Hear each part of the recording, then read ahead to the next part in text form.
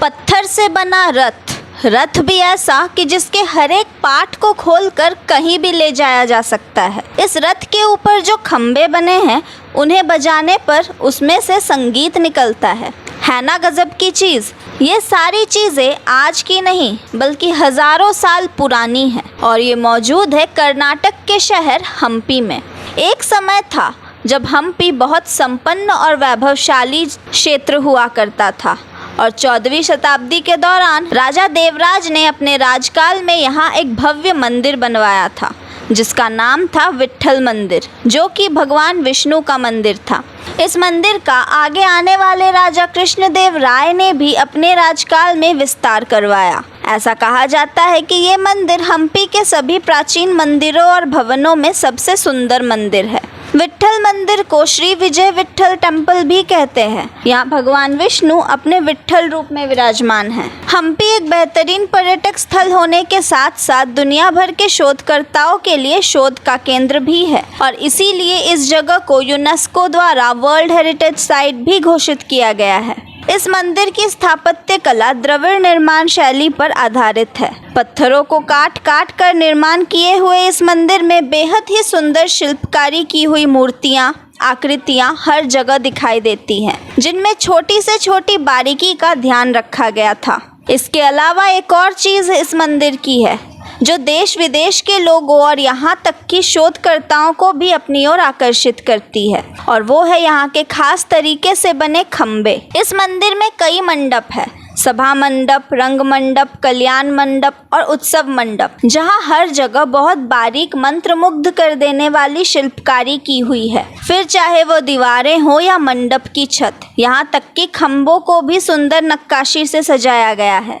इन सब के बीच अचंभित करने वाले रंग मंडप में मौजूद करीब 56 खम्भे ऐसे हैं जो बजते हैं। इन खम्भों पर जब कोई चीज़ टकराई जाए तो उनमें से अलग अलग तरह की मधुर धुनें निकलती हैं। शोधकर्ता बताते हैं कि हर एक खम्भे के आसपास कुछ और छोटे खम्भों को बनाया गया है जिनकी संख्या भी अलग अलग है, जिनसे अलग अलग तरह के वादन यंत्रों की ध्वनि निकलती है। कहा जाता है कि इस मंदिर का निर्माण उस समय के सबसे बेहतरीन वास्तुकार, शिल्पकार और अन्य कारीगरों की बुद्धिमत्ता और कार्यकुशलता की मदद से हुआ था। इसमें अचंभे की बात यह है कि इस तरह की धुनें कई तरह के पत्थरों और केमिकल्स के मिश्रण से तैयार किए गए पत्थरों से ही निकल सकती है, जो दुनिया में सबसे पहले 19वीं शताब्दी में सोवियत यूनियन में बनाए गए थे। दुनिया भर के शोधकर्ताओं के पास इस बात का कोई जवाब नहीं है कि कैसे कई 100 साल पहले भारत के इस तकनीक के प्रयोग से इतनी उत्कृष्ट चीज़ का निर्माण हुआ। क्या हमारे भारतीय लोगों के पास इस तकनीक की जानकारी पहले से थी, और अगर थी भी तो कैसे? और अगर ये माने कि इस तकनीक का आविष्कार पश्चिमी देशों में हुआ तो फिर ये खम्भे यहाँ कैसे बने?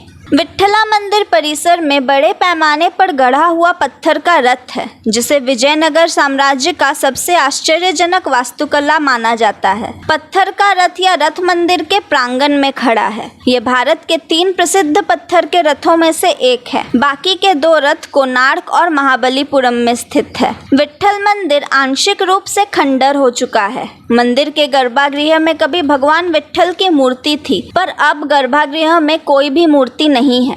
मंदिर का केंद्रीय पश्चिमी हॉल बहुत पहले मुगलों के हमले के दौरान बर्बाद हो गया था, जिसके कारण 1565 ईस्वी में विजयनगर साम्राज्य का पतन हुआ था।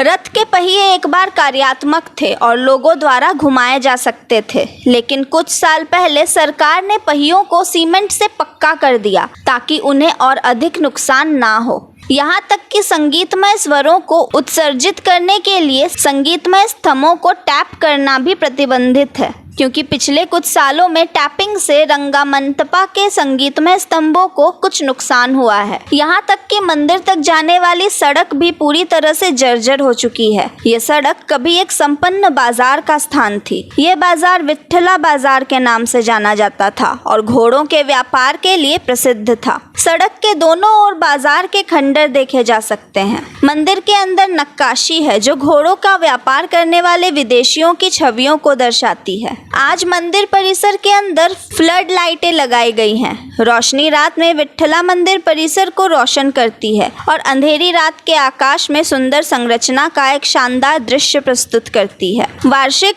पुरंदरदास उत्सव मंदिर परिसर में आयोजित भी किया जाता है। तो ये थी विट्ठल मंदिर की कहानी।